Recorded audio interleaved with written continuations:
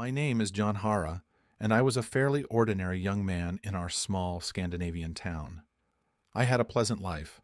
I graduated from vocational school and served in the Army as an anti-aircraft technician.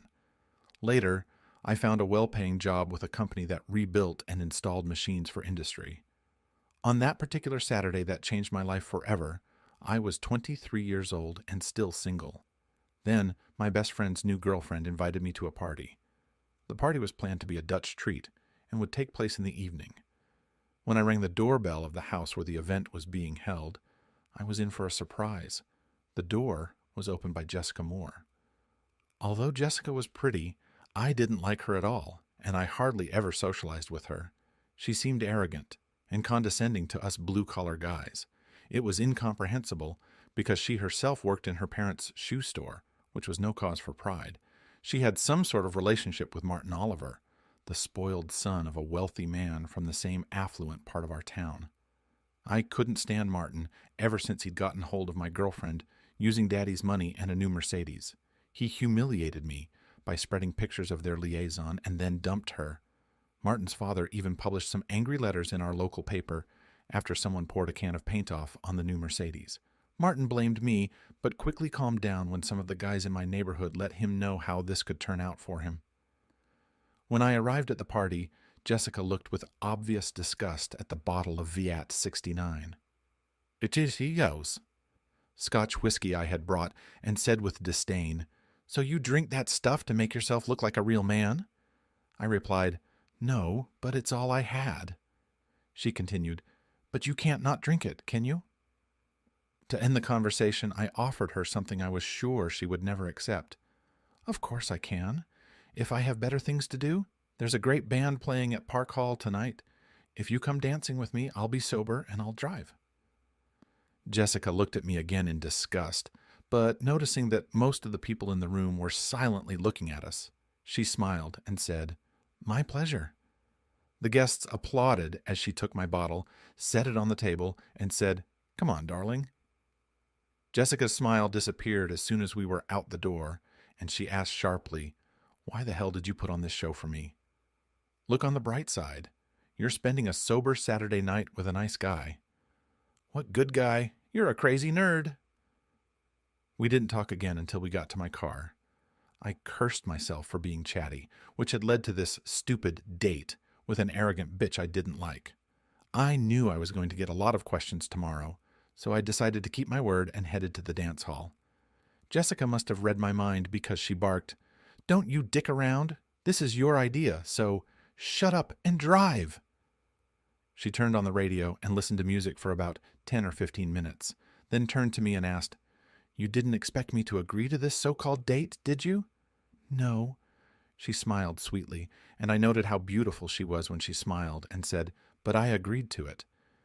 "Yes, you did, and we're going. Let's try to forget the hard feelings and have a nice evening." Jessica smiled and asked, "Are you serious?" "Yes." "Deal." We continued our easy conversation until we got to the dance floor. Our first dance was quick, and to my surprise, Jessica turned out to be a great dancer. She herself offered to stay on the dance floor for 2 more tunes before heading out for appetizers. Over the course of the evening, I danced with different girls, but occasionally returned to Jessica, who never sat down once the entire evening. She saved the last dance for me and hugged me tightly during it. On the way home, Jessica fell asleep almost immediately, and only woke up when we got back to our town. I woke her up to see where she lived. When we stopped outside her apartment, she said, "Thanks for a nice evening. I'll call you later." That was the end of it. The evening was pleasant, even for me. I didn't expect her to actually call, so I was pleasantly surprised when Jessica called me Thursday night. She suggested we go to the dance hall for the following Saturday, since a popular band was scheduled to perform there. I agreed to drive her, and before hanging up, she mentioned that she might be taking her friend Monica with her. Saturday night, I arrived at Jessica's apartment almost on time, and she came out a few minutes later. To my surprise, she got into the back seat, and then Martin Oliver settled in next to her. Of course, I wasn't about to endure such humiliation. I turned off the engine, walked around the car, opened the back door on Martin's side, and pulled him out, so that he fell to the ground. Jessica ducked down, but a strange expression appeared on her face as I yelled, "This car is not designed to haul trash." Martin was obviously pretty drunk because it took him a while to get up and try to attack me. I stepped aside, so his swings flew past me and sent him back to the ground with only one punch. I then dragged him over to the bench at the entrance to Jessica's house and sat him down there. Jessica remained silent while I dealt with Martin. Walking back to the car, I told her, "Get in the front seat." Not expecting her to obey, I was surprised when she actually sat in the front and said, "I'm sorry." She told me that Monica had wanted to come with us, but was sick with the flu. Martin showed up uninvited at Jessica's house with a bottle of wine. She only had one glass, and Martin emptied the whole bottle. He assured her that there was no more animosity between us and asked permission to go to the dance hall with us.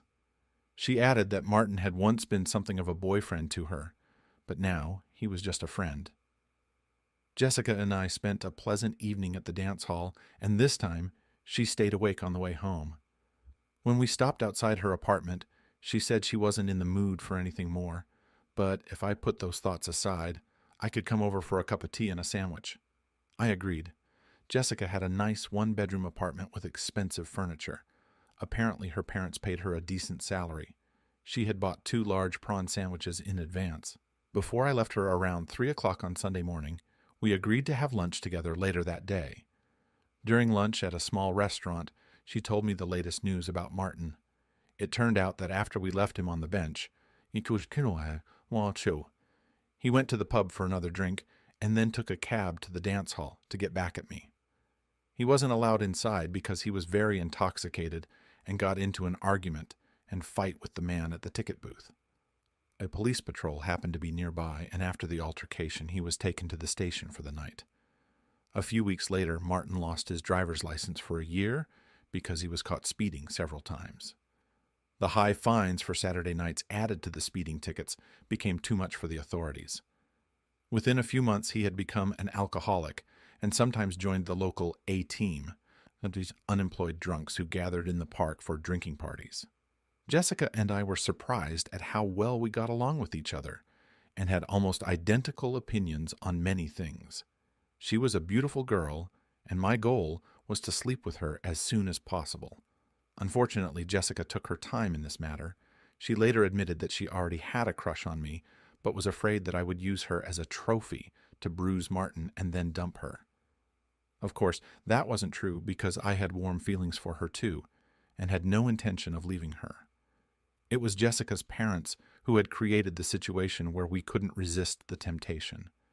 They had planned a week's vacation in Madeira, but her mother's divorced sister had been in a car accident, and Jessica's mother chose to stay home to help her.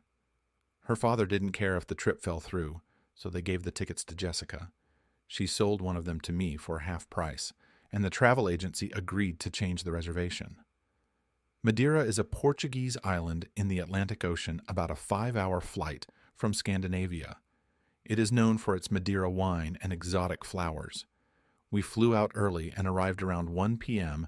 at an excellent 5-star hotel in a hotel zone just outside of Funchal, the island's capital. We had a very early morning, so we decided to have a siesta in the afternoon. In Latin American countries, siesta doesn't necessarily mean just sleeping, and Jessica and I had other, much more interesting plans once we were in bed. She asked me, "Do you love me?" I looked her straight in the eye and answered honestly, "Yes, I do, Jessica. I love you very much." She smiled and said, "I love you too." It was like the dam bursting. Our strong feelings took over everything else, and our only goal was to get each other naked as quickly as possible, which didn't take long. We had dinner at the hotel, and after dinner, before falling asleep after a long but wonderful day, we indulged in passion again. In the morning, after some quick sex, we got into the rental car and set off to explore this romantic island. While we had a good time by the pool, we also traveled extensively to see all the sights, such as the forgotten until recently isolated valleys. In Funchal, We visited the famous wine house where a man condemned to death was once drowned in a huge barrel of Madeira wine at his last wish. One day, we took a long hike through a lavada irrigation system in the mountains. Riding the infamous donkey trail on a steep mountainside was an unusual experience that made Jessica go quite pale. We spent our last night on the island at Casino Madeira. First, we had a delicious dinner and saw a show at their famous restaurant, then did a little gambling, almost paying off the evening, and then had fun at the casino nightclub. We didn't talk much about the future during the vacation, but on the last night at the hotel, we started discussing what we would do at home. Jessica suggested that I move in with her to save on my apartment rent. I agreed. A year later, we bought a house, and another year later, we were married. Almost a year after we were married, we had a son, Chris, and another 15 months later, a daughter, AITA. We were a regular family now, and things were going well between Jessica and me, except for some minor arguments. Time passed, and we still loved each other as we celebrated our 10th anniversary with a big party. Many of our friends were already divorced, and some had even remarried. Jessica's best friend, Monica, had 2 broken marriages and was now bragging that she had met the love of her life online. But it all went downhill just a couple months after our big anniversary party. It didn't happen all of a sudden, but I knew Jessica so well that I noticed a slight change in her behavior towards me almost immediately. Of course, I asked her if she was sick, if something was bothering her, if I had done something wrong or should have acted differently. She denied all the changes and tried to convince me that everything was fine. As our relationship continued to slowly cool, I couldn't help but think that if several of her girlfriends were cheating on their husbands, perhaps Jessica had decided to try it too. But my observations offered no clues. She didn't dress more sexy. She didn't use extra makeup. She didn't work overtime. She didn't plan extra bachelorette parties. She didn't make strange phone calls, nothing out of the ordinary at all. I figured she must be pretty darn smart to avoid all the usual signs of cheating. With a heavy heart, I decided that for the first time since we first met, I would start looking for signs of cheating in her personal belongings. I searched her drawers looking for new sexy lingerie, but found nothing. Nothing was hidden in the laundry basket either. I checked her credit card accounts and found nothing. There was nothing odd about the phone bills. I checked her laptop for secret email accounts and found nothing. I checked her car and found nothing, even the meter left under surveillance. The only thing left to check was her cell phone, and I got my chance when she left it in the charger one night while going bowling. Sneaking the phone away to my workshop in the basement, I thought, "My dear Jessica, it's now or never that I will get proof of your deception."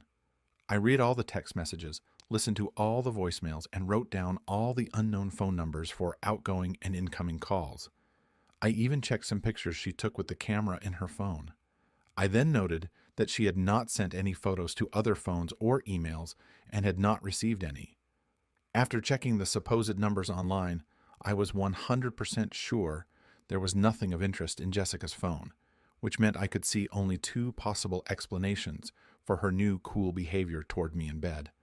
One, she was cheating, but she was doing it in such devious ways that I would never find any proof. Second, she wasn't cheating on me, but for some unknown reason, she had lost love for me and was so tired of me that she was probably going to leave me before she started a relationship with someone else. I wanted to know the truth, and the next time she refused to have sex with me, I asked, "What did I do wrong to lose your love?" "Bullshit. Did I say I didn't love you?" She retorted, "Did you?" I asked in response, "Of course I love you, but why the hell can't you accept that I'm tired?" "Do you have any plans or decisions about our future that I should know about?" I asked, trying to clear the air. "No, but if there are, I'll let you know. Please let me sleep. I'm tired." She wasn't giving me any hints about our lost love, so I decided to calm down and give her a month to get our relationship back on track. If our problems remained or worsened, I had to figure it out and try other solutions. 2 weeks later, life gave me a real surprise. 8 boys from our town went to the capital to watch our national soccer team draw with Northern Ireland in a qualifying match for the European Championships to be held in Austria and Switzerland the following year. Since the result was not as good as we expected, we went to a bar to have a few drinks and soothe our disappointment. There I met Aurora quite by chance. Aurora was a very beautiful woman in her 30s, stylishly dressed with a bright smile that immediately lifted my spirits. She was alone in this bar, and I happened to take the vacant stool next to her. We started making small talk, and after a while we were already talking like old friends. Sure enough, I noticed the 2 gold rings on her ring finger, and as I guessed from her accent, she told me she was from the northern part of the country. She owned a souvenir store, had spent 2 days in the capital at a trade show, and had a plane ticket booked for noon the next day. I told her about myself and why I was in this bar, which she already understood. She noticed my wedding ring, but I was a little surprised when she asked how long I had been married and if I was still happy. I told her the truth. No, I'm not happy and I expect to be dumped, but I don't know the reasons why my wife might be about to do that. Aurora replied that there is confusion in her marriage too. Talking about serious matters in this noisy bar was difficult, so Aurora suggested we move to the piano bar at her hotel, 2 blocks away. I agreed, but once we got there, we found that it was also crowded, so I didn't mind going to her room and getting something to drink from the minibar. We got our drinks, and Aurora started telling me about her marriage, which was in deep crisis. She had accidentally caught her husband with one of her best friends at the cottage. As a result, she immediately put the cottage up for sale, and the day before had received a message from a broker offering a much higher price than she had expected. She still loved her husband, who was a good father to their 2 children, and had no intention of divorcing him, but she wanted to teach him an unforgettable lesson. When I finished my story about how my wife had suddenly and inexplicably lost all interest in having sex with me, I looked Aurora straight in the eye, took her hand, and said softly, "I guess it must be some kind of destiny that we 2 unfortunate people have met. I have a feeling it must mean something." She pressed herself against me and whispered, "That's exactly how I feel, and I thank God that I have met a man who really understands my situation." I kissed her, and the intensity of her response surprised me. I became aroused and was overcome with a happy feeling that I had won everything and lost nothing. We got up from the couch and began to slowly undress each other. Aurora had a beautiful body, and I kissed her in all the sensitive places until she moaned with pleasure. She then got off the bed and turned off almost all the lights, so it was almost dark. After a quick shower, we found 2 small bottles of sparkling wine in the minibar and sat around for a while. It was a great night, and the clock showed it was already 4:30 when I got to the hotel and snuck into my bed without waking up the buddy I shared a double room with. Sure, my friends had noticed I'd disappeared from the bar the previous night, teased me at breakfast, and asked me stupid questions on the ride home. But I denied that I'd been doing anything but talking, and I was sure none of my friends would say anything to Jessica. At home, everything was the same. Jessica didn't even seem to notice that I'd been gone for almost 2 days. Only the kids were happy to see me back. On Tuesday, I had to stay at work until 6:30, and when I got home, I was in for a surprise. Jessica met me at the door in a short black skirt, silky top, and dark stockings. She told me dinner would be ready in the dining room when I showered. Our dining room, separated by an archway from the living room, was only used on special occasions as we usually preferred to dine in the kitchen. I can't deny that I was suspicious of such an unusual dinner on a normal Tuesday. I had a strange premonition that this was the last dinner before I was abandoned, but I decided to wait and see. As we were eating sweet cake for dessert, Jessica said, "Do you want to know why we're having a celebration today?" Both the kids and I answered yes.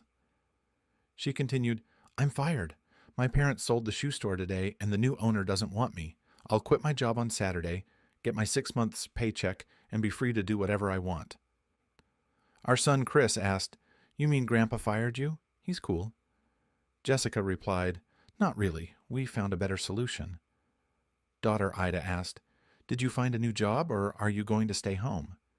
Jessica replied, "No, I don't have any plans yet. I wanted to tell you first.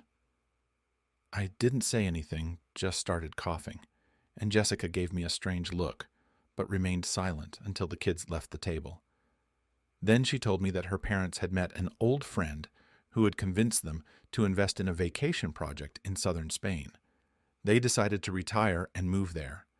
Jessica recognized that they got a good price for the stores, but thought the project was risky. She resisted, but lost, and a dinner was arranged to celebrate her freedom from her parents in every way. Jessica realized that our marriage was not at its best and promised to do everything she could to get it back on track. I asked, "Was your damn shoe store the only reason you neglected me, or were you having an affair? You acted like a cheater after our anniversary." She got angry and screamed, "Hell no! Haven't I had enough trouble with my parents?" I replied, "Why didn't you tell me about the problems with the damn store?" It was a family affair, and we wanted to keep it in the family. I had never been so angry with her. A family affair? Aren't I part of the family? What do you think of me? Am I just a lodger? You lied to me when I asked about problems. Why didn't you tell me the truth? Don't you trust me? She sobbed. Of course I do, but I didn't want to bother you with my problems. You neglected me, and I thought you were cheating with some creep. Do you think it would be fun to plan a divorce if it turned out to be true? Jessica started crying loudly, and both of our children came back yelling for us to stop arguing. Without saying anything, she rushed into the bedroom. The dinner to celebrate the new beginning of our marriage ended in a complete fiasco. The only positive was that she clearly wasn't cheating on me, but if she had told me about her problems, it would have saved me a lot of heartache. It was painful to know that my wife thought of me as a stranger or a lodger rather than a member of the family. Wednesday was a quiet day in our house, but on Thursday night, when Jessica got home very late after work, things hit the fan again. Now, Jessica was on a rampage. As soon as she entered the house, she started yelling, "You fucking bastard, accusing me of cheating, but what the hell did you do yourself?" "I didn't accuse you. I only said you acted like a cheating bastard." Now she was crying and sobbing. "How could you do this to me?" "I'm sorry. It was a terrible mistake because I thought you intended to leave me." "What do you think I'm going to do now?" "Please don't make any decisions until you calm down. How could you?" "I'm sorry, but how could you do this to me? You neglected me, and I thought you wanted to get rid of me. It was a terrible mistake that I am very sorry for." "Do you love her? Have you called her since then?" "No, I only love you and no one else." "Can I see your cell phone?" "Yes." I handed her my cell phone, and she searched it thoroughly. I had nothing to hide, and she handed it back to me. Then she asked me, "Was she a prostitute? Did you pay for her? Don't you know about diseases?" I replied, "No, she was not a prostitute, and I did not pay anything. She is married, and she was upset because her husband cheated on her. I was sad because I thought you intended to leave me." We talked most of the time and came to the conclusion that keeping our marriages together would be the best solution for both of us. "Are you suggesting I do what she did?" "No, because she found her husband and her best friend in action at their summer house. She sold the cottage, but she never got over what she saw there. Please remember that nothing would have happened if you had been honest with me about your problems. I'm sorry for what I did, but I was sure you wanted to leave me. You're going to sleep in the spare room, and the only thing I want to hear from you is a short answer if I ask you anything. Is that clear?" "Yes, it is. And please remember that no matter how this sad story ends, I will always love you.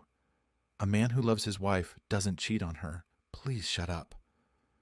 The evening passed in silence, but when dinner was ready, she told me this, and to my great relief didn't stutter about divorce. It would have been a long and difficult road to fixing our marriage if she hadn't left me. She called me on Friday afternoon to say she was going to go to the pub with a work colleague and ended the conversation before I could say anything. I did the necessary chores at home and made dinner for the kids. Then I got a call from Harry Brown, the owner of a prefab factory, saying that he and his family had been customers of Jessica's shoe store for many years and were impressed with how well she took care of the customers. When he found out she had to quit, He wanted to offer her a job with his company because she was exactly the person he needed for customer service to handle the complaints and misunderstandings he was getting from his customers. He gave me his phone number and told me that she could call him until 22 that evening. Around 21, I heard the sound of a car in the driveway, and within seconds, Jessica was in the house. But not alone. With her was a good-looking man, probably a few years younger than me. In his hand, he was holding a cassette tape of a DVD movie, clearly pornographic. Jessica introduced him as Nick, led him into our living room, and told him they would be watching the movie and didn't want to be disturbed. I told Jessica about Harry Brown's call about work and that he expected her to call him as soon as she got home. Apparently, she knew Brown because she took the cordless phone from the kitchen and retired to the bedroom to be alone when the call came in. I walked into the living room and Nick was sitting on the two-seater couch waiting for Jessica. I explained to him, "Jessica and I are having serious marriage problems and she invited you here to humiliate me, but I'm not going to tolerate that in my house, so I'm asking you to politely leave immediately. Please do so." Nick remained seated and replied, "Jessica invited me, and what can you do if I refuse to leave? Nothing. Don't blame me if I forget to open the window when I kick you out." Despite that, he stayed put and even replied with a smile, "You're a funny guy, really funny." Determined to make a move, I hit him hard in the face, first with my right fist and then with my left fist. He lost his balance, but didn't fight back as I pulled him off the couch and carried him out of the house. Giving one last kick, I told him to get off my property before I lost my patience. He left without making any more comments. While waiting for Jessica, I turned out the lights in the room and turned on the movie. When she walked in, she didn't notice me on the couch and exclaimed, "I got the job! Now we can tease my damn husband!" She then realized that the person on the couch was me and shrieked, "Where's Nick? What did you do?" I just told him the truth, that we were in trouble, and asked him to leave.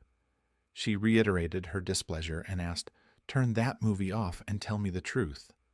I told you the truth. He didn't want to leave, and I convinced him. As you remember, I don't put up with bullshit, and I never will. I don't know who this Nick guy is or why he came here.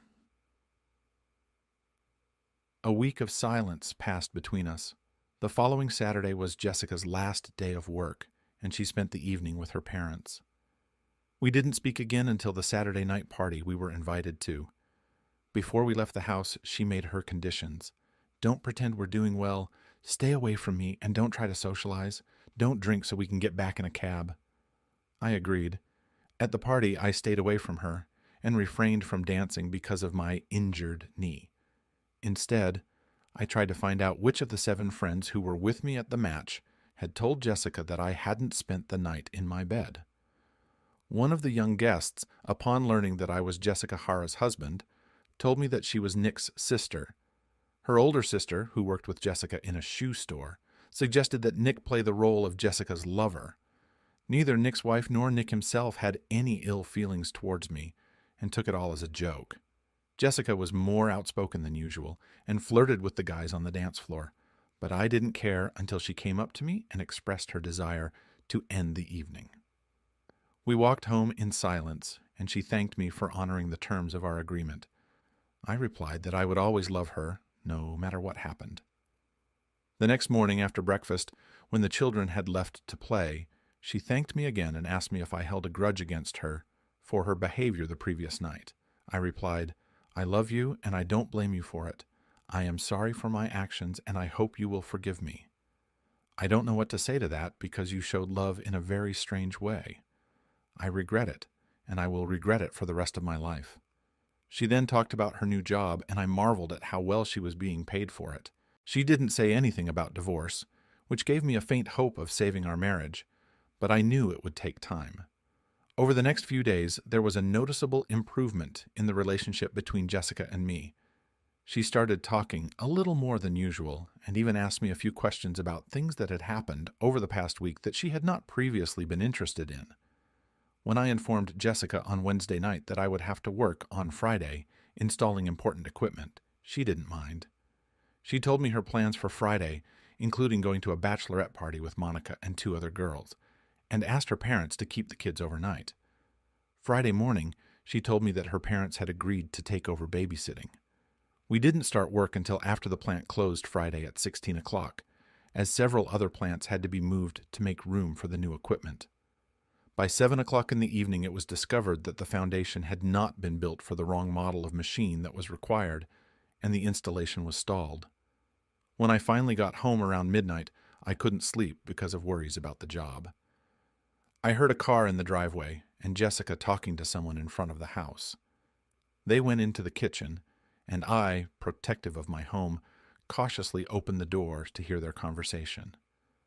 Jessica looked sober as she thanked the man for the ride. He replied, "It's my pleasure to help such a fine woman." She offered him coffee, to which he replied, "Let's wait with the coffee. It will taste better afterward." Jessica became alarmed, asking, "After what? What do you mean?" He replied, "Don't pretend. You left John, and you want a real man tonight, don't you?" Now she raised her voice. "He's not a wimp. I love him, and I will never leave him. I don't care who he is because tonight you're mine. Stop this stupid talk, or I'll tell John." "Yes, you can tell John how easily I divorced you, because that's exactly what I'm going to tell him if you don't shut up and start taking your clothes off." Now she was yelling, "Get out of my house, or I'll call the police." He raised his voice, shouting, "Don't you dare even try, you damned bitch. You teased me last Saturday, and today is payback time. Do as I tell you, or would you rather get it the hard way?" I had heard enough, and when he grabbed her and tried to kiss her, I quickly rushed up and struck him with my first hard blow, which was a complete surprise. After that, my subsequent blows to his face were a simple duel, without much resistance on his part. I now realized that the damned rapist was Tommy Lundgren, an old friend of ours. He and his wife Karina had been invited to many parties at our house over the years. I had known him for years as a nice guy and couldn't understand why he had turned into such an animal when he decided Jessica was easy prey. I dragged him to the door, threw him out of the house, and promised that if he didn't get off my property within 20 seconds, serious things were going to happen. Back in the house, I hugged my crying wife and tried to comfort her. After a while, when she had calmed down a bit, I called Karina and told her the truth about what had happened in our house. She wanted to talk to Jessica, who told her that when she and Monica couldn't get a cab, they had met Tommy at a hot dog stand, and he offered to drive them home if she would give him a cup of coffee, which she agreed to because she knew him well and always thought he was a good guy. Tommy took Monica to her house first and was a good guy until Jessica and him ended up in my kitchen. Apparently, Karina was sick of him by now because she told me what a damn asshole he had been to her for the last year, even though he always avoided punching her in the face when he hit her. I made coffee, and we went into the living room to have a frank talk about our problems. First, I told her why I was home that night and not working. Jessica told me that she intended to get free of him, rush into the bathroom, lock the door, and use the phone extension cord to call me. If Tommy tried to break the door down, she would call our neighbor Kent and the police. If he broke the door down before she called for help, she intended to spray him in the eye with hairspray. I agreed with her that she had planned it right. Then we started talking about the problems in our marriage. Jessica told me that she regretted like hell that she hadn't told me about her problems at the shoe store. She went on to tell me that Monica was the one who told her about my cheating. One of my soccer friends, she didn't know who exactly, told his wife. The latter told her best friend, who told Monica. Jessica was shocked and started screaming that she was going to kick me out of the house. But Monica managed to calm her down, and she agreed not to do anything she would regret later. Neither of us had any reason to doubt that Monica had played a big role in saving our marriage, because she convinced Jessica to let me stay in our house and not talk about divorce until she found out if her love for me was strong enough to forgive me and save our marriage. Jessica looked me straight in the eye when she told me that she never had any intention of cheating for revenge and that she had decided to forgive me after the first sleepless night alone in our bedroom. But she was so sick of me that she couldn't pretend that everything was fine in our relationship, even though it was far from it. The drama with Nick was just a game and a stupid mistake, suggested by his sister, who worked at the shoe store. Jessica didn't know him and had given up on the idea, but she had been talked into acting out this little drama to teach me a lesson. She warned Nick that I was no wimp, and he promised to stop the game if I got really angry. He didn't, and his wife often teased him about his black eye because she thought it was his own fault. Neither Nick nor his wife held a grudge against Jessica and me. Jessica said she promised to invite Nick and his wife over for dinner as soon as we settled our marital problems. We talked until morning, and then I followed her to our marital bed, where we cuddled together and fell asleep. When we woke up at almost 11 o'clock on Saturday, we had the best sex of our lives, at least since the week we spent in Madeira. We both promised never to cheat on each other. It was a great day for me, although I had to abandon all plans to celebrate it on Saturday night because I had to get back to installing the car. Of course, the following weekend we had a very romantic celebration. A week after the incident, Karina filed for divorce, and Tommy left town. Jessica kept her word and invited Nick and his wife Camille over for dinner. He was a very easygoing guy, and she was a very sweet girl, with a good sense of humor and a great storyteller. We all laughed out loud when she told us about her reaction when poor Nick came home with a black eye. Jessica and I have never talked about my cheating since that night when we talked for hours and resolved our issues. We are happy as newlyweds, and I have my loving wife back.